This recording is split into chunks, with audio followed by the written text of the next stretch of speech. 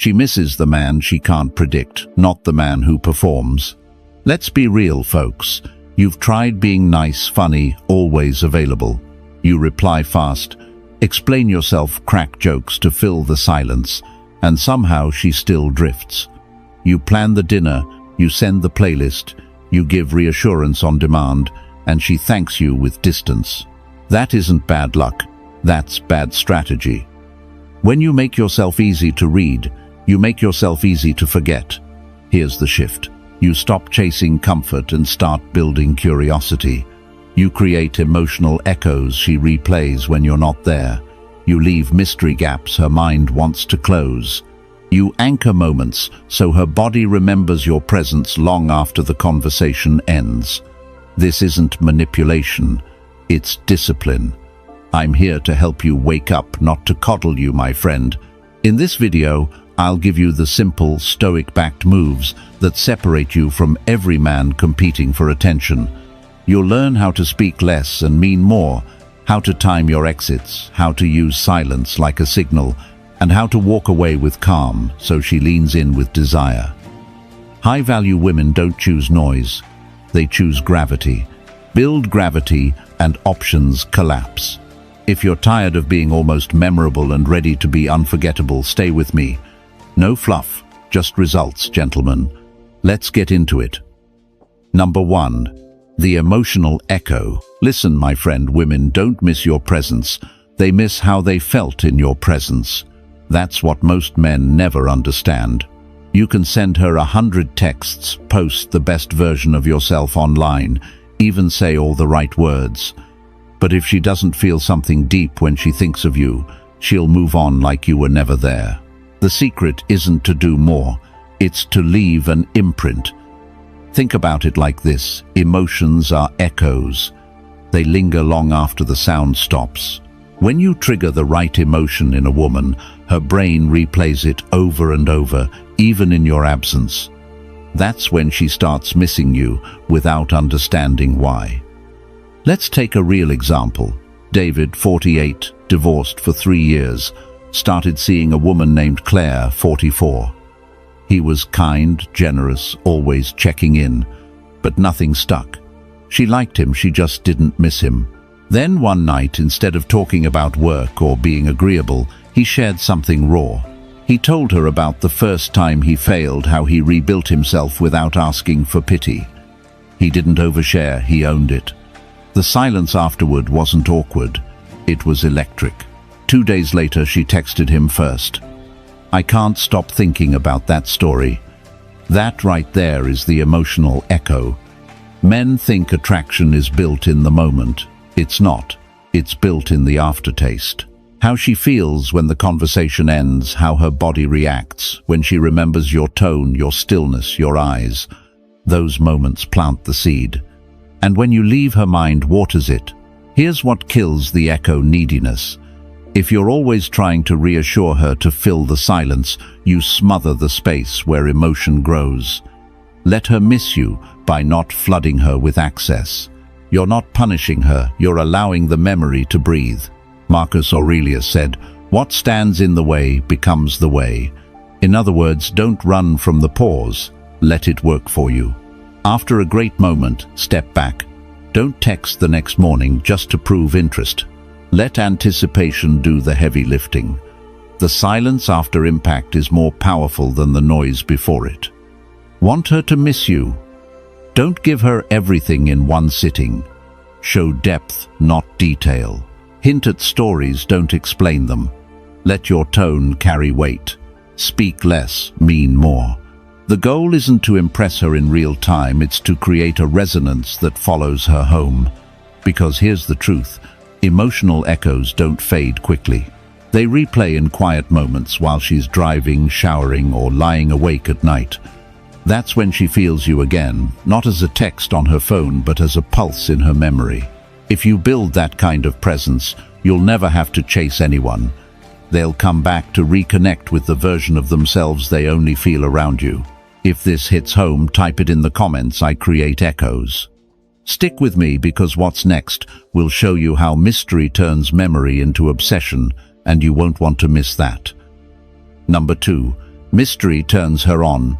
Let's cut through the noise, folks. Mystery isn't a game, it's psychological fuel. The less she knows, the more her mind has to work. And when her mind works, her emotions follow. What kills attraction faster than anything else? Predictability. When she can read your every move, when she knows you'll text first, call back, explain everything, she relaxes, and comfort kills curiosity. Mystery doesn't mean being secretive or fake. It means leaving room for her imagination to fill in the blanks. The human brain hates open questions, it craves closure. When you give her just enough but not everything, her mind loops. She replays the moment, the tone of your voice, the things you didn't say. That's where desire starts, in the spaces you leave open. Here's the truth. Most men ignore women are emotional problem solvers. They don't chase answers, they chase the feeling of solving them. That's why being an open book never works. You don't create fascination by showing your entire story. You create it by showing depth and withholding the full map. Marcus Aurelius once said, "The secret of all victory lies in the organization of the non-obvious." In simple terms, mastery is built in restraint. You control what's seen and what's left unseen. The mystery doesn't make you confusing, it makes you compelling. It invites her to step closer, to invest energy in figuring you out. And the more energy she spends trying to understand you, the more emotionally tied she becomes. Think about it. The first few dates with someone new are exciting, not because you know them, but because you don't.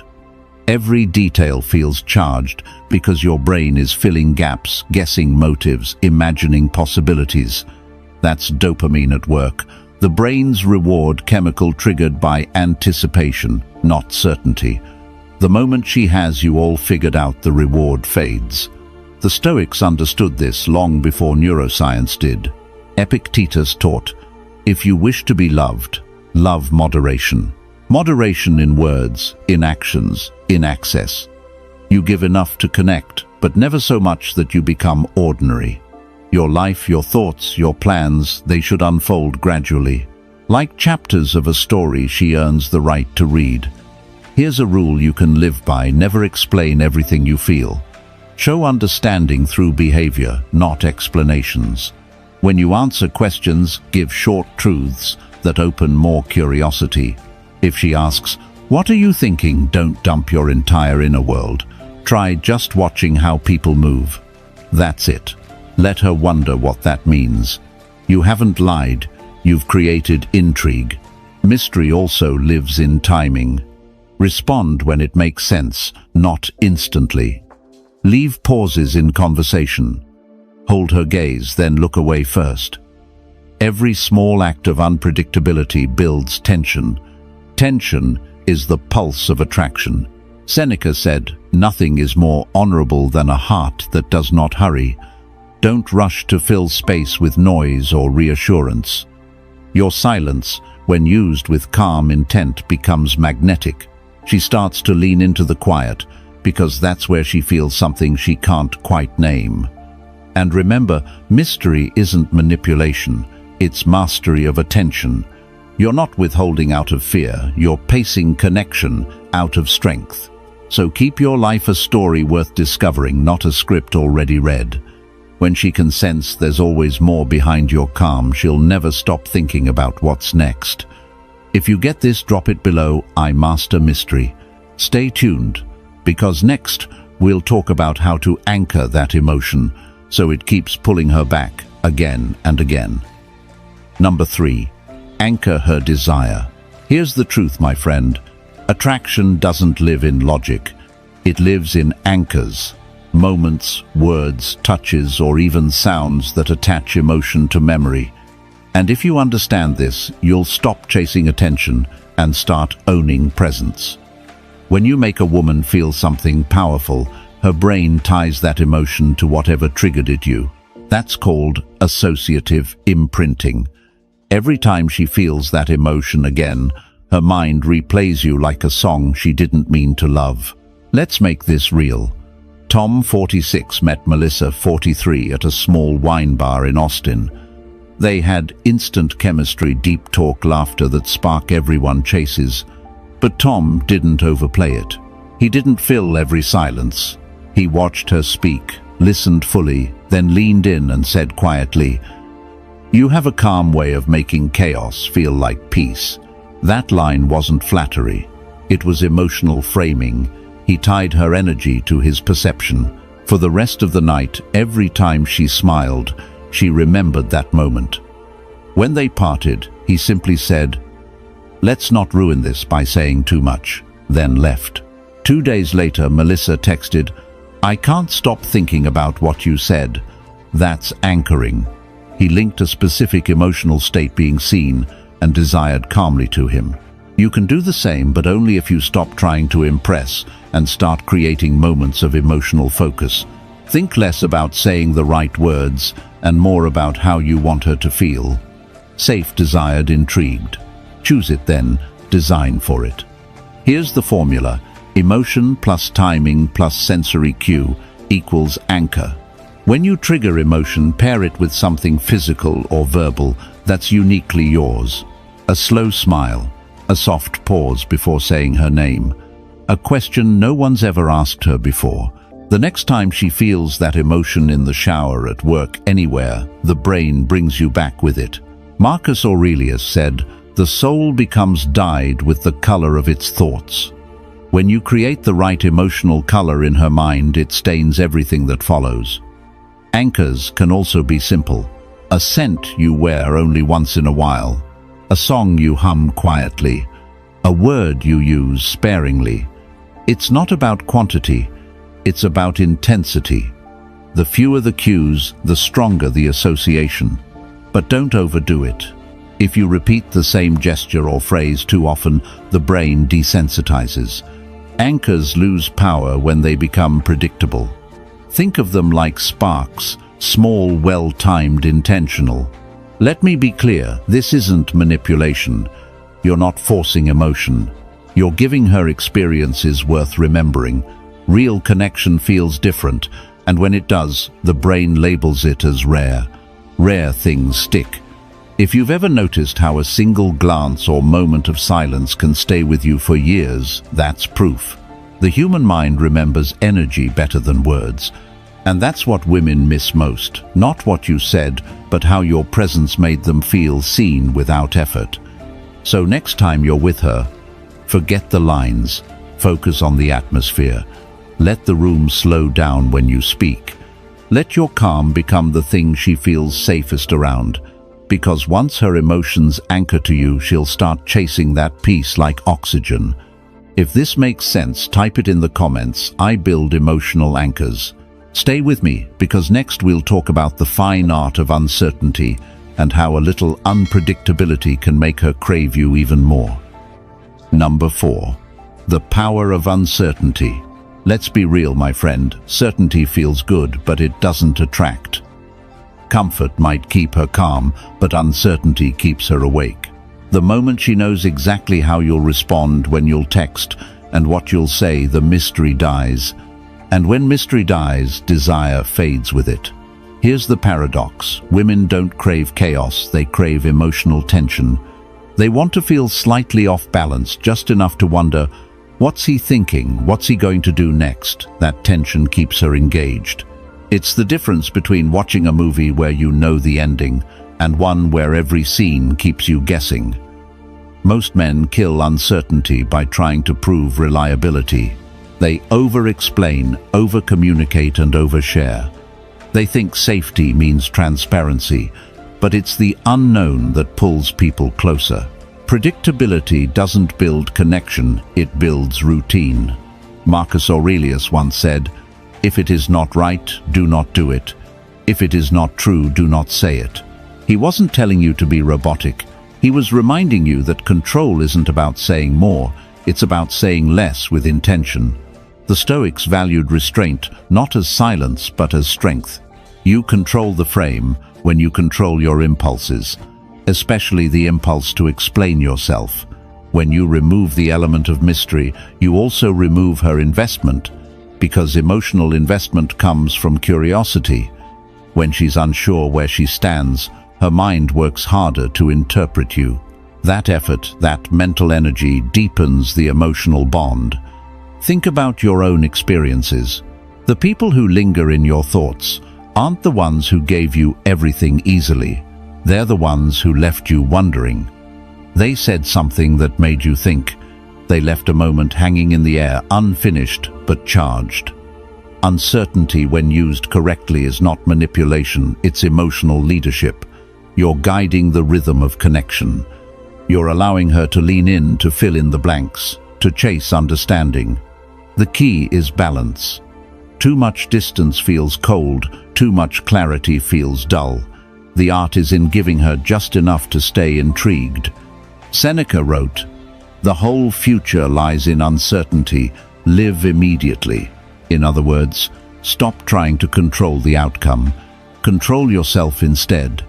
You don't need to chase validation or prove anything. You need to be comfortable enough with the unknown that your calm makes her restless. When you move with that kind of grounded unpredictability, she'll lean toward your energy without even realizing why. Here's how you apply this. Stop announcing your next move. Don't tell her every detail of your plans.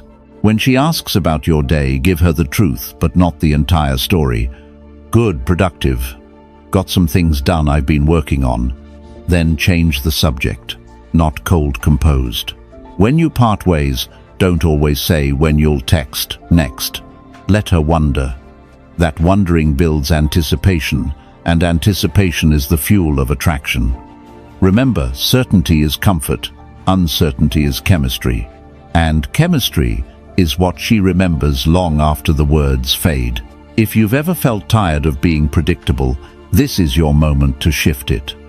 Because once you master emotional uncertainty, you become the man she can't quite figure out and can't stop thinking about. If that sounds like the kind of man you want to become, consider joining the private membership. Inside, we go deeper into Stoic emotional control, attraction, psychology, and masculine calm tools you can actually use.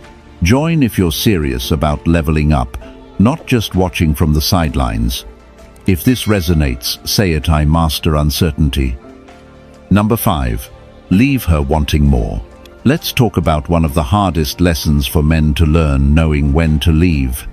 Not because you've lost interest, but because you understand something most men never grasp. Attraction doesn't grow in constant presence. It grows in unfinished moments. See, every interaction has a rhythm, a natural rise and fall of emotional energy. Most guys stay too long. They keep talking, explaining, trying to make the moment last. But when you overstay, you turn electricity into noise. The magic disappears. Leaving her wanting more means walking away when the energy is high, not when it's flat. It means ending the call when laughter is still echoing, leaving the date when her eyes still want one more look. That's how you become the thought that replays after you're gone. Let me show you what this looks like. Rick, 52, from Chicago, met a woman named Laura, 47, at a business mixer. They hit it off, fun, teasing banter, that easy connection. She kept asking him questions, trying to stretch the moment. Most men would have stayed until the conversation ran dry. Rick didn't. He checked his watch, smiled, and said, "I'd love to keep this going, but I have an early start. Let's pick it up another time." He left her with the echo of energy, not exhaustion. The next afternoon she messaged him, "You disappeared too fast." I was still laughing. That's the power of ending on the rise. You create a vacuum, and nature hates a vacuum. Her mind fills that empty space with thoughts of you. Leaving her wanting more isn't cold. It's disciplined. It's about emotional timing. You don't give her closure, you give her curiosity. When a moment ends with a question mark instead of a period, it loops in her mind. Marcus Aurelius said, "Waste no more time arguing what a good man should be. Be one." That applies here. Don't say you're different, act differently. Show restraint when every other man gives in to impulse. The one who controls when to engage and when to step away is the one who gets remembered. Here's what's really happening when you leave at the emotional high point. Her brain releases dopamine, the same chemical that fuels craving. The brain links that reward high with you, but because it ended before full satisfaction, it triggers desire for continuation. You become unfinished business, and unfinished business always returns. This works in every interaction: texts, calls, dates, even intimacy. Don't reply instantly to every message. Don't drag out goodbyes. Don't try to make every conversation complete. Completion is comfort. Incompleteness is attraction. But let's be clear, this isn't about playing hard to get. It's about emotional awareness. You leave because you understand rhythm, not because you're avoiding connection. You respect the energy of the moment and protect its tension. Rick told me later, I used to stay and talk until the spark died. Now I leave when it's brightest. That one shift changed everything. So here's what I want you to remember. The right time to leave isn't when you're bored, it's when you still feel the pull. That's how you turn moments into memories. If this resonates, type it in the comments. I end strong. Stay with me, because next we'll talk about the subtle art of silence and how saying nothing can make her think of you louder than words ever could. Number 6. The perfect exit. Here's something most men never master. They know how to enter a moment, but not how to leave one. And that's where real attraction lives. It's not just about what you say when you're there, it's about what lingers after you're gone. The perfect exit isn't running away or disappearing without a word. It's leaving with control, grace, and timing. It's when you walk away at the height of connection, when she's still processing the feeling you just created. That's when her mind replays you. That's when she starts to miss you before you've even left the room. Every conversation, every date, every touch has an emotional arc, a rise, a peak, and a fall. Most men wait until the fall to leave. They stay until the energy drops, until the moment turns casual or comfortable. But the man who understands timing knows how to end on the peak. Why does it matter so much? Because of how the brain works. Neuroscience calls it the peak end rule. People remember two things: the emotional high point and how it ended. If you leave at the emotional high, that's the version of you she remembers. That's the emotional photograph her mind keeps replaying. Seneca said, "Begin at once to live, and count each separate day as a separate life." In other words, every moment deserves your full presence, and every departure should carry intention. You don't just drift out. You exit like a man who knows his time has value. Now here's the mistake many men make. They think leaving early is rude or signals disinterest. It doesn't. What actually communicates strength is ending something while it still feels alive. You're not cutting it short, you're protecting the spark. You're giving her something to think about, something to anticipate next time. Imagine you're talking to a woman, the vibe is flowing, she's laughing, leaning in, you can feel the chemistry. Most guys try to stretch that moment, hoping to lock it in. But the more you stretch, the faster it thins out. The perfect exit happens right when things feel almost too good to leave. That's when you say, "This has been great. Let's not ruin it by overdoing it." Then smile, step back and go, "It's not arrogance. It's discipline." The ability to walk away when every instinct says, "Stay longer," separates men who get remembered from men who get forgotten. Marcus Aurelius said, "You have power over your mind, not outside events." The exit tests that power. Can you control your urge to overstay? Can you end on your own terms, even when emotion pulls you to keep going? That's emotional mastery in motion. The perfect exit also builds anticipation. It sends one clear message: I'm not here to fill space, I'm here to create impact. You become the man who respects time, energy, and connection. That kind of confidence makes people lean in. It's rare. And here's the beauty: when you master the exit, you control the story. You decide how she remembers you. You leave her with energy, not exhaustion. She walks away wanting more, not relieved. It's over. That's how attraction deepens, not through constant presence, but through well-timed absence. So next time you feel that moment peaking, don't fight the urge to stay. Smile, say something real but simple, and walk away like it was part of the plan. Let her miss you in that silence. Let the pause work for you. If this hits home, write it below. I master the exit. Because when you do, every goodbye becomes an invitation for more. Number 7. Silence that seduces. Most men fear silence. They rush to fill every second with words, jokes, or explanations. But here's the truth, my friend. Silence, when used correctly, is one of the most seductive forces on earth. It's not the words that make her feel something. It's the space between them. Let's be real. Silence makes people uncomfortable. It exposes insecurity, impatience, and emotional imbalance. Most men crumble under it. But the man who can sit calmly in silence, who can look her in the eyes without the need to speak, becomes magnetic. Because in that stillness, she feels your composure. She feels your control. Take David, 45, from Seattle. He'd just started seeing a woman named Erica, 42. During their third dinner together, the conversation slowed. She stopped talking, watching him, almost testing him with the quiet. David didn't panic. He smiled slightly, leaned back and held eye contact. 10 seconds passed, then 20, and she finally laughed, not from nervousness but from intrigue. Later she told him, "You're hard to read. I like that." That's the power of silence. It says everything without saying anything.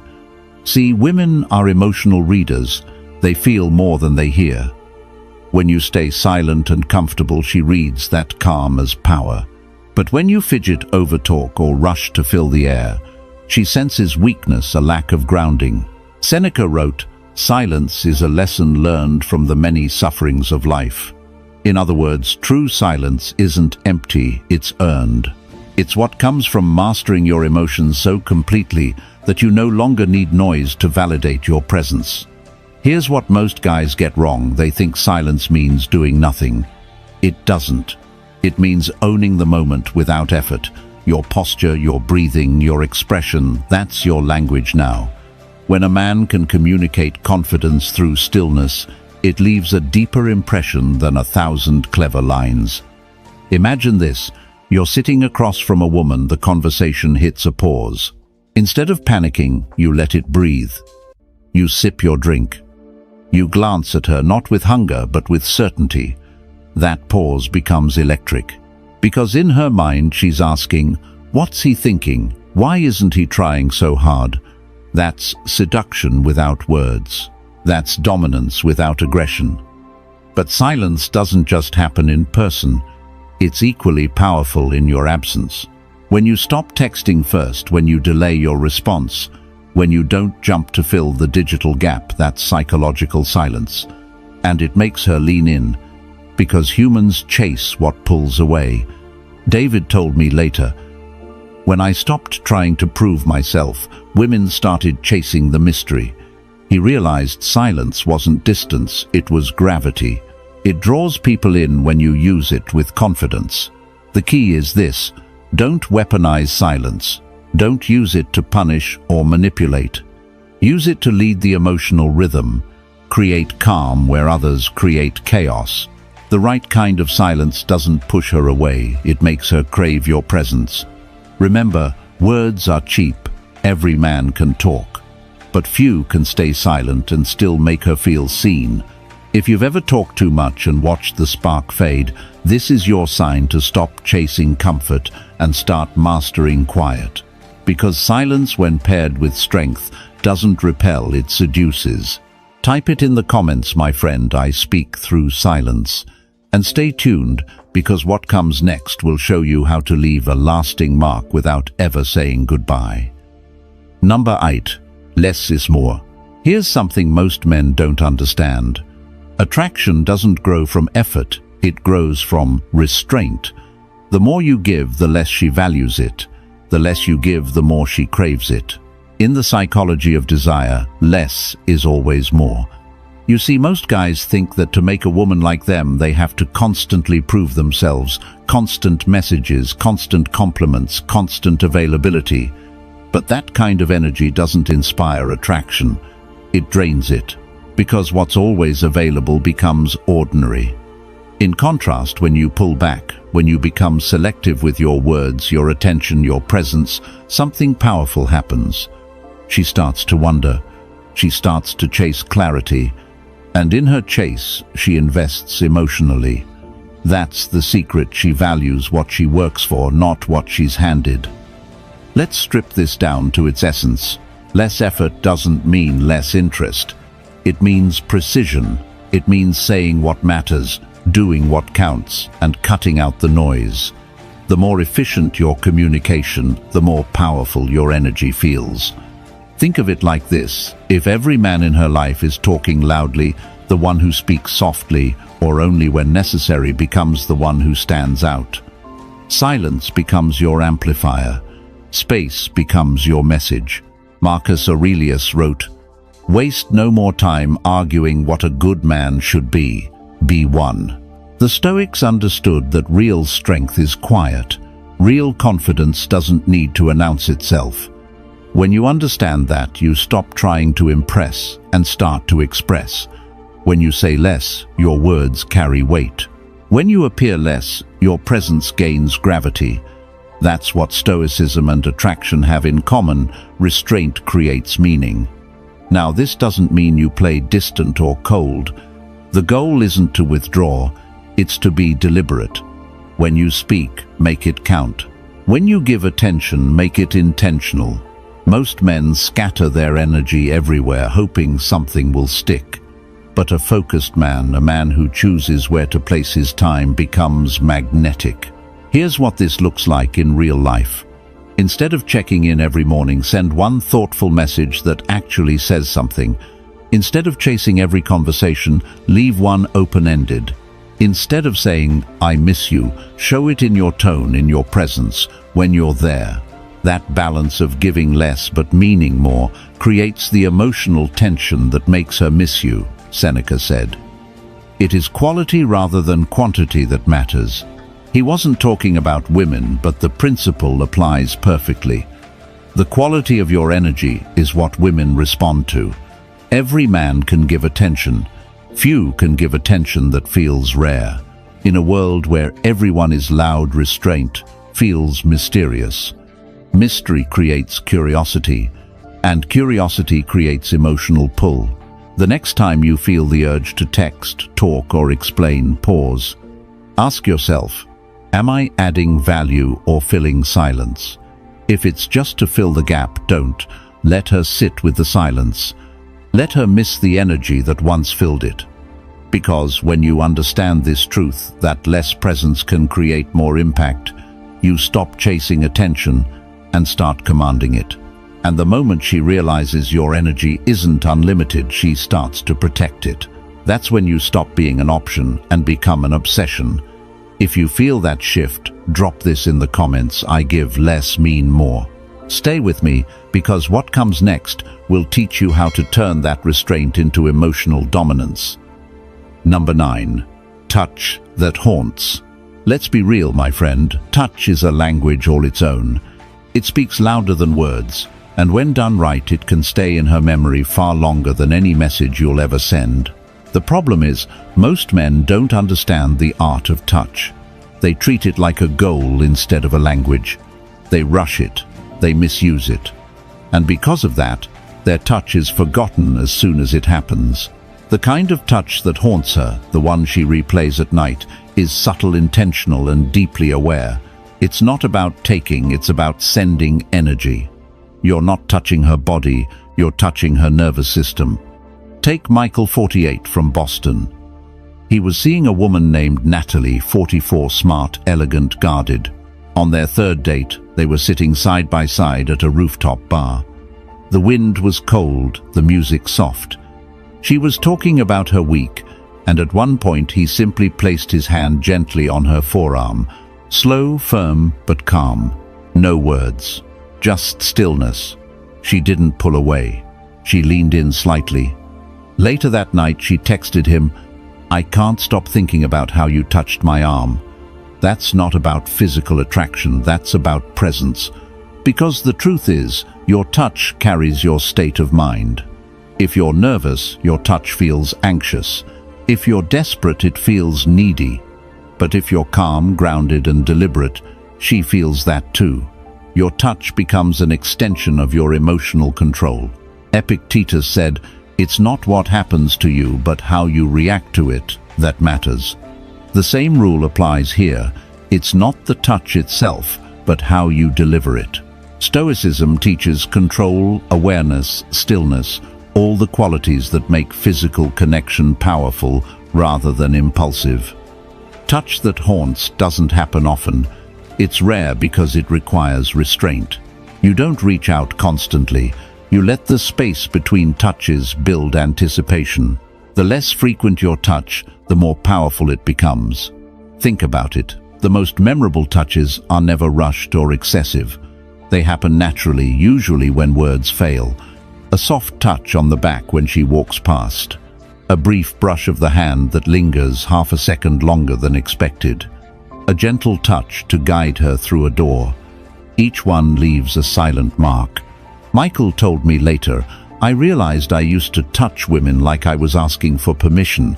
Now I touch like I already belong in the moment." That's confidence, not arrogance. It's the calm certainty that your presence speaks for itself. The secret isn't in frequency, it's in timing. You don't touch to get closer, you touch to connect. When the moment feels alive, when the energy between you is thick with tension, that's when a subtle, confident touch can change everything. But remember, less is still more. If your touch is constant, it loses meaning. If it's rare, it becomes powerful. You want her body to remember your calm even when you're gone. Because here's the truth, a man who knows how to touch a woman's soul with stillness will always outlast the man who grabs for her body with urgency. So next time you're with her, don't rush it. Be patient. Let silence and energy build. When you finally reach out, do it with intention, not impulse. That's how your touch turns into a memory. If this resonates, drop it in the comments. I touch with purpose. And don't go anywhere. What's coming next will teach you how to stay unforgettable long after you walk away. Number 10. Walk away like a god. There's a moment every man faces, the moment to walk away. Most men stumble there. They beg, they cling, they try to convince her of their worth. But the truth is, my friend, the way you leave defines you far more than the way you arrive. Walking away like a god isn't arrogance, it's awareness. It's the realization that your energy is a gift and not everyone deserves it. It's not about punishing her, it's about protecting your peace. You know your value, you know what you bring. And when the connection no longer reflects that, you leave without noise, without anger, without a trace of desperation. Here's the secret: women never forget the man who walked away with composure. The one who didn't chase, didn't explain, didn't argue, just smiled, turned, and disappeared into his purpose. That man becomes the ghost in her thoughts, because detachment when rooted in strength is unforgettable.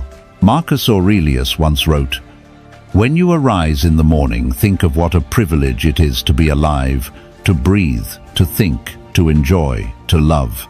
The Stoics believed that no person, no emotion, no desire should have the power to enslave your peace. That's what walking away like a god means. You move forward knowing that your peace is worth more than any temporary thrill. Think about it. The average man leaves chaos behind. The Stoic man leaves silence. He exits without resentment, without drama, and that silence echoes. She'll expect a fight, a flood of messages, a desperate reach. But instead there's nothing, just stillness. And that's when she realizes she's lost something rare. Walking away doesn't mean cutting her off. It means withdrawing your emotional investment. You stop feeding the connection. You stop explaining what she already knows but won't admit. You stop playing a game that was never meant to serve your peace. You walk away not because you stopped caring, but because you started caring about yourself again. Seneca said, "He who is brave is free." Freedom isn't walking away from her, it's walking back toward yourself. When you leave with calm strength, you send a silent message. I don't need your validation to know my worth. That energy haunts her. Because most men crumble when rejected, but the man who stands tall, unshaken, radiates something divine. Picture it. She tries to provoke you, test your emotions, get a reaction, but all she gets is a steady gaze, a calm smile, and a quiet goodbye. You don't defend, you don't chase.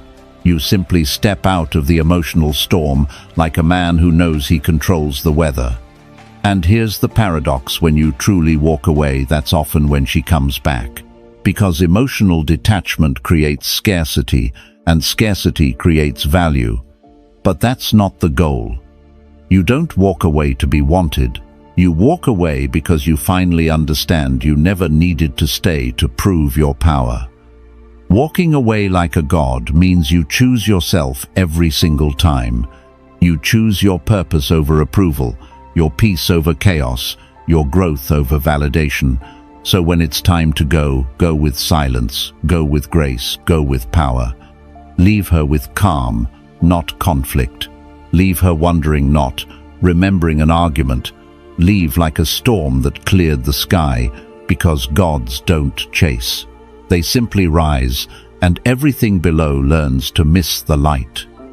So, my friend, what you've just learned isn't about tricks, games, or manipulation. It's about power.